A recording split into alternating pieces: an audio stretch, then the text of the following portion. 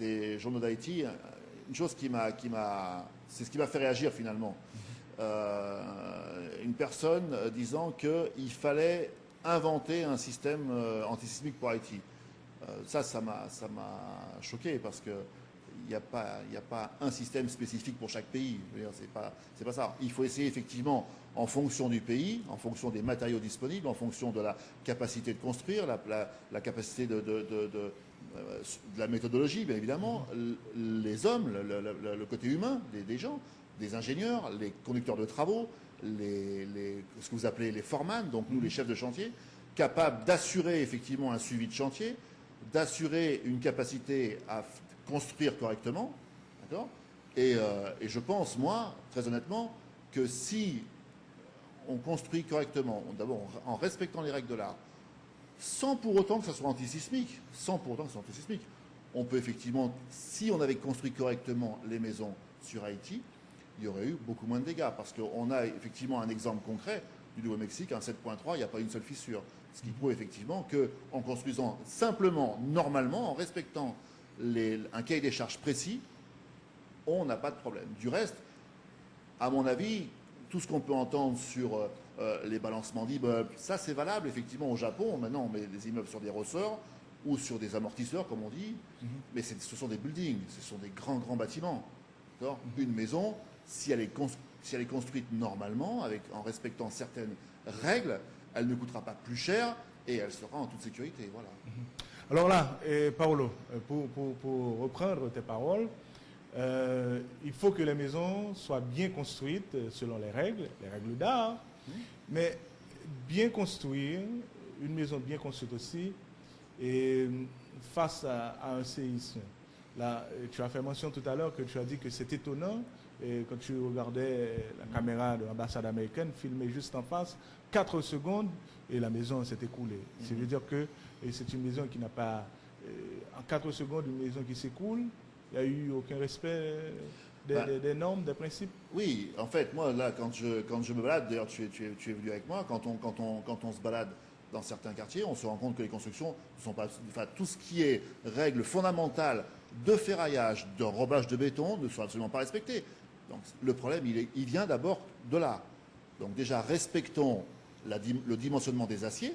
Donc, ça ne coûte pas plus cher puisque on fabrique quelque chose. Donc, respectons les aciers, le dimensionnement des aciers, d'accord, le positionnement des aciers, l'enrobage de l'acier, et déjà, on aura fait un gros effort. Voilà. Non, mais 4 secondes, est-ce qu'il y a quand même un temps pour... Non, il n'y a pas... Parce que là, tu as bien précisé 4 secondes. Parce que oui, cette image m'a frappé. Enfin, d'ailleurs, elle a fait le tour du monde, donc elle ne m'a pas frappé que moi. Elle a fait le tour du monde, cette image. C'est vrai que 4 secondes, ça laisse aucune chance. C'est ça que c'est cette soudaineté qui a fait que...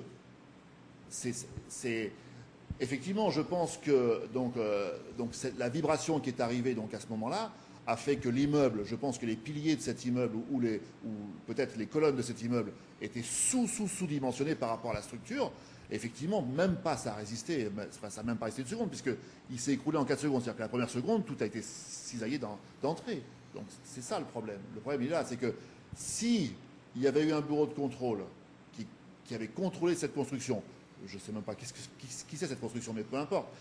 Si on avait contrôlé le dimensionnement des aciers, si on avait fait un contrôle de l'enrobage, si on avait fait un contrôle du béton, de la qualité du béton, si on avait fait on aurait déjà limité pas mal de choses. Voilà. Parce que quand on se balade, force est de constater que les bétons ne sont pas respectés, que les enrobages ne sont pas respectés, que les aciers ne sont pas respectés, et surtout qu'il y a un manque cruel, effectivement, de formation sur la qualité du béton et du ciment, enfin du mélange, du mortier, de ce qui est utilisé pour construire les maisons en Haïti. Moi, c'est ce que je vois tous les jours. Alors, on pourrait effectivement parler je ne parle pas des immeubles, des buildings publics, des écoles. On est bien sur les maisons des particuliers, des gens qui construisent des maisons. On est là-dessus. Maintenant, il faut absolument qu'il y ait une prise de conscience, que les gens comprennent qu'on ne peut pas construire n'importe comment et n'importe où. Voilà. Et qu'est-ce qu'il faut pour bien construire, Paolo? Pour bien construire, je veux dire, c'est une question qui me fait sourire. Malheureusement, ça ne prête pas à sourire, mais c'est une question qu'on ne poserait même pas, ça en Europe, on ne poserait même pas ce genre de question, puisque c'est tellement contrôlé qu'on n'a même pas cette question à se poser. D'accord?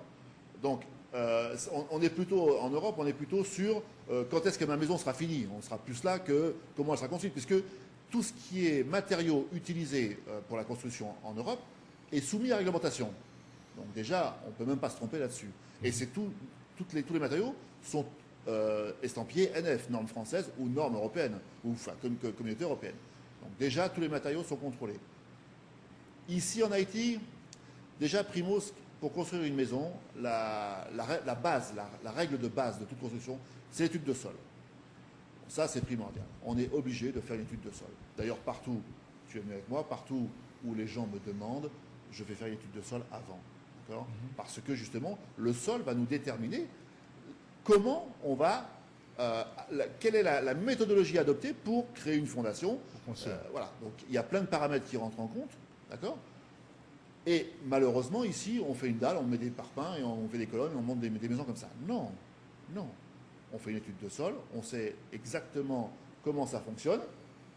Et après, je veux dire, c'est comme ça qu'on peut effectivement définir une construction, définir comment on va construire et surtout quelle va être la résistance de la construction.